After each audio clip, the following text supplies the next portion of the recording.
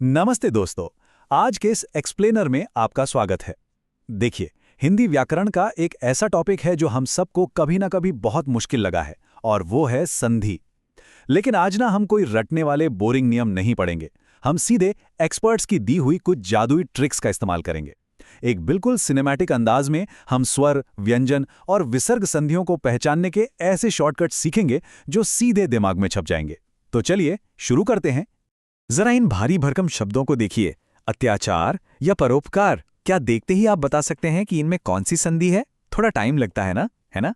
अक्सर ऐसे शब्द देखकर थोड़ी घबराहट तो होती ही है, लेकिन यकीन मानिए, इस चर्चा के खत्म होने तक आपको एक ऐसा पैटर्न समझ आ जाएगा कि बस शब्द देखते ही पलक झपकते आंसर आपके सामने होगा, लिटरली एक जादू की तरह।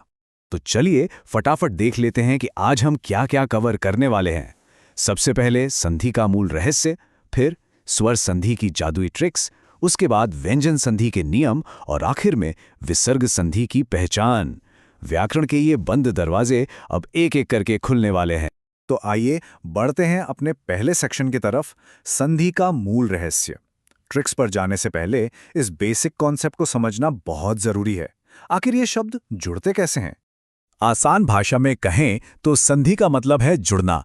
जब दो आसपास की ध्वनियां या अक्षर आपस में टकराते हैं ना, तो एक नया और बिल्कुल बदला हुआ शब्द बन जाता है। इस सेशन की सबसे मजेदार बात यही है कि हम इन बदलावों को बोरिंग रूल्स की तरह नहीं, बल्कि एक विजुअल पैटर्न की तरह देखेंगे। ये अक्षरों का बदलना किसी फिल्म के ट्रांसफॉर्मेशन सीन से कम नहीं है। आप जरा इसे देखिए, ये बहुत ही शानदार तरीके से दिखाता है कि कैसे दो अलग अलग शब्द मिलकर एक हो जाते हैं। एक तरफ है दया और दूसरी तरफ आनंद। जब ये दोनों मिलते हैं तो बीच की ध्वनियां जुड़कर एकदम नया रूप ले लेती हैं, दयानंद। मतलब ये सिर्फ शब्दों का जुड़ना नहीं है, ये एक ऐसा ट्रांसफॉर्मेशन है जहां दो अलग चीजें मिलकर एक नई पहचान बना लेती हैं। चलिए अब बढ़ते हैं दूसरे सेक्शन पर, स्वर संधि की जादुई ट्रिक्स।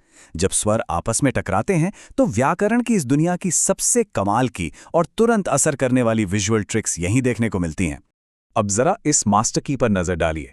आपको पूरा शब्द पढ़ने या उसका मतलब निकालने की कोई जरूरत ही नहीं है, बस मात्राओं की शेप देखनी है। अगर शब्द में बड़ी मात्राएं दिखें, जैसे आ, ई या ऊ, तो वो पक्का दीर्घ संधि है, जैसे भानुदय या विद्यार्थी। अगर ठीक बीचों बीच सिंगल मात्रा दिखे, जैसे ए या ओ, या फिर ऊपर उड़ने वाला र दिखे, तो वो गुण संधि है, जैसे परोपकार या महर्षि। और अगर उसी जगह डबल मात्राएं यानी ए या औ दिख जाएं, तो समझ लीजिए वो वृद्धि संधि है, जैसे महौज और सदैव। है ना? बिल्कुल सिंपल, बस मात्रा का डिजाइन देखना है। अच्छा, यण संधि के बारे में जो बात मुझे सबसे दिलचस्प लगती है वो ये है कि ये मात्राओं वाले रूल्स को मानती ही नहीं। इसका अपना एक अलग ही स्वैग है। यहां हमें मात्रा नहीं, बल्कि य, व या र से ठीक पहले आने वाले एक आधे अक्षर को खोजना होता है। बस यही एक ट्रिक इसे बाकियों से एकदम अलग कर देती है। चलिए इसे शब्दों में लगाकर देखते हैं। अत्याचार में य से ठीक पहले एक आधा त है। उसी तरह स्वागत में व से पहले आधा स है। ये जो टूटे हुए या आधे अक्षर है ना, ये एक तरह का रेड सिग्नल देते हैं कि भाई यहां यण संधि है। एग्जाम के टाइम पर इस विजुअल हिंट को पकड़ लेना किसी सुपर पावर से कम नहीं है। आधा अक्षर देखा और आंसर मिल गया। अब स्वर संधि के आखिरी हिस्से में बात करते हैं एक बहुत ही यूनिक संधि की, अयादि संधि। इसके नियम थोड़े अलग हैं। इसमें ए, आए, औ या आव जैसी आवाजें आती हैं। ज्यादातर ये 3 अक्षरों वाले बिल्कुल सिंपल से शब्द होते हैं। लेकिन सबसे मजेदार बात, अगर आप इन शब्दों को तोड़ेंगे तो जो हिस्से बनेंगे उनका अकेले कोई मतलब ही नहीं निकलेगा। नयन या पवन जैसे शब्द बस इन ध्वनियों के खेल से ही तो बनते हैं। तो चलिए देखते हैं ये काम कैसे करता है। जब हम इन शब्दों को थोड़ा खींचकर बोलते हैं तो अयादि संधि की वो छुपी हुई आवाजें एकदम साफ सुनाई देती है। नयन बोलकर देखिए, बीच में ए की आवाज गूंजती है। और जब आप पावन बोलते हैं तो आव की क्लियर आवाज आती है। यहां हमें कोई मात्रा नहीं ढूंढनी, बस शब्द की उस फील और साउंड को पकड़ना है। ओके, अब हम आते हैं अपने तीसरे सेक्शन पर, व्यंजन संधि के नियम। अब यहां स्वरों का नहीं, बल्कि व्यंजनों का आपस में टकराव होता है। इसलिए हमारी मास्टर की भी यहां थोड़ी बदल जाएगी। पर यकीन मानिए, यहां के ट्रांसफॉर्मेशंस और भी ज्यादा एक्साइटिंग हैं। सिंपल सी बात है, व्यंजन संधि तब बनती है जब एक व्यंजन किसी दूसरे व्यंजन या स्वर से टकराता है। इस टकराव से जो स्पार्क निकलता है ना, वो अक्षरों का पूरा रूप ही बदल कर रख देता है। चलिए देखते हैं कि ये सिनेमैटिक बदलाव आखिर होता कैसे है। ये अनुस्वार ट्रिक सच में बहुत कमाल की है। इसे ऐसे समझिए। पहला स्टेप, ऐसा शब्द ढूंढिए जिसका पहला हिस्सा सम से शुरू हो, जहां म आधा हो। दूसरा स्टेप, चेक कीजिए कि क्या उसके तुरंत बाद य, र, ल, व, श, स, ह में से कोई अक्षर है। अगर हाँ, तो तीसरे स्टेप में एक असली जादू होता है। वो आधा म छलांग लगाकर सीधे ऊपर जाता है और एक बिंदी यानी अनुस्वार बन जाता है। रिजल्ट क्या हुआ? सम और योग मिलकर एकदम जादुई तरीके से संयोग बन जाते हैं। अब देखिए, यहां एक बहुत ही जरूरी एक्सेप्शन है जिसे भूलना नहीं है। अगर एक आधा म किसी दूसरे पूरे म से ही टकरा जाए तो वो छलांग लगाकर बिंदी नहीं बनता। उसकी जगह वो दोनों मिलकर डबल हो जाते हैं। जैसे सम प्लस मान बन जाता है सम्मान। यहां कोई बिंदी नहीं आती, बस डबल व्यंजन आ जाता है। इस छोटे से ट्विस्ट को याद रखना बहुत काम आएगा। अब एक और जबरदस्त रूल देखते हैं जो एग्जाम्स का फेवरेट है, डबल मॉर्फ ट्रिक। जब आधे ता के ठीक बाद श आ जाए तो ये दोनों अक्षर अपनी पुरानी पहचान बिल्कुल मिटा देते हैं। आधा त मॉर्फ होकर आधा च बन जाता है और पूरा श बदल जाता है छ में। इसीलिए सत प्लस शास्त्र आपस में टकराकर सच्छास्त्र बन जाते हैं। दोनों का एक साथ इस तरह बदलना इसे पहचानने का सबसे बड़ा हिंट है। और इसी के साथ हम पहुंच गए हैं अपने आखिरी सेक्शन पर, विसर्ग संधि की पहचान।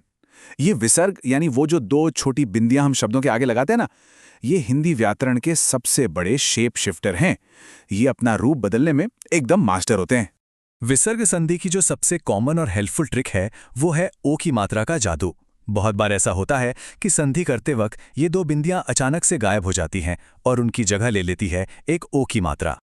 इस ओ ट्रांसफॉर्मेशन को डिकोड करना बहुत आसान है। बस आपको कुछ खास मूल शब्दों को पहचानना है, जैसे मनः, यशः, तपः और अधः। जब इन शब्दों के एंड में विसर्ग आता है और वो किसी दूसरे शब्द से जुड़ते हैं तो विसर्ग तुरंत ओ की मात्रा में बदल जाता है। जैसे तपः प्लस वन बन गया तपोवन। तो अगर आपको मन, यश, तप जैसे शब्द दिखें और उनमें ओ की मात्रा लगी हो तो समझ जाइए कि यहां विसर्ग ने अपना रूप बदला है। और हां, एक बात और, विसर्ग हमेशा सिर्फ ओ की मात्रा नहीं बनता, कभी कभी ये आधे व्यंजन का रूप भी ले लेता है। जैसे नीह प्लस धन में देखिए, यहां विसर्ग गायब होकर एक उड़ने वाले र यानी रेफ में बदल जाता है और अगले अक्षर के ऊपर बैठ जाता है। शब्द बन जाता है निर्धन। ये इस विसर्ग की एक और कमाल की शेप शिफ्टिंग एबिलिटी है। चलिए, आज के इस एक्सप्लेनर में हमने जितनी भी मास्टर कीज अनलॉक की हैं उनका एक फटाफट और मजबूत रिकैप कर लेते हैं। बड़ी मात्राएं दिखें तो दीर्घ संधि, सिंगल मात्रा दिखे तो गुण संधि, या व या रा से पहले आधा अक्षर दिखे तो यण संधि, मां उड़कर बिंदी बन जाए तो व्यंजन संधि, और विसर्ग छुपकर ओ बन जाए तो विसर्ग संधि। सारी की सारी कहानी बस इन्हीं पैटर्न्स को पहचानने की है। जिन एक्सपर्ट्स की वजह से आज हम ये सब ट्रिक्स सीख पाए हैं, उनकी अप्रोच से एक बात तो बिल्कुल क्रिस्टल क्लियर हो जाती है कि व्याकरण उन उबाऊ अनगिनत नियमों को रटने का नाम नहीं है, बल्कि ये तो शब्दों के बीच छिपे हुए उन शानदार पैटर्न्स को देखने की कला है। एक बार आपको वो पैटर्न दिख गया ना, तो बस सब कुछ आसान हो जाता है। और अब जाने से पहले आपके लिए एक छोटी सी और मजेदार चुनौती। जरा इन दो शब्दों को देखिए, मनोविज्ञान और अधोपतन। क्या आप हमारी जादुई ट्रिक्स लगाकर बता सकते हैं कि इनमें कौन सी संधि है? क्या आपको वो ओ की मात्रा वाला पैटर्न दिखा? मुझे पूरी उम्मीद है कि इस सेशन के बाद व्याकरण के इन शब्दों को देखने का आपका नजरिया बिल्कुल बदल गया होगा। ऐसे ही नई चीजें मजे से सीखते रहिए और हर शब्द के जादुई पैटर्न्स को पहचानते रहिए। बहुत बहुत धन्यवाद।